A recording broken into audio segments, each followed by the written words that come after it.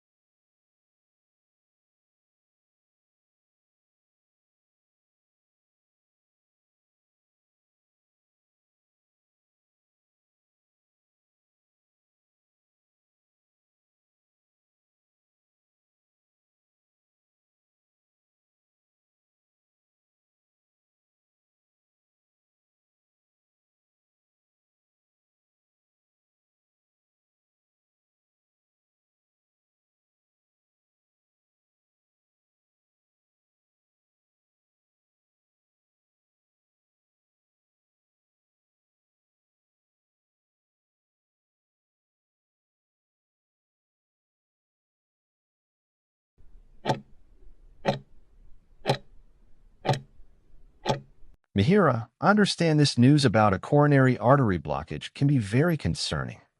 To explain it simply, your heart is a powerful muscle that needs its own steady supply of oxygen-rich blood to function. This blood is delivered through small tubes called the coronary arteries. Over time, a substance called plaque, made up of cholesterol and other materials, can build up inside these arteries. This is a gradual process. As plaque accumulates, it narrows the space inside the artery, like a pipe getting clogged. This narrowing or blockage can reduce the vital flow of blood to your heart muscle. The most important thing for you to know is that this is a very treatable condition, and we have effective ways to manage it. Our goal is to improve that blood flow, relieve any symptoms you're having, and most importantly, prevent this blockage from progressing further or causing a heart attack.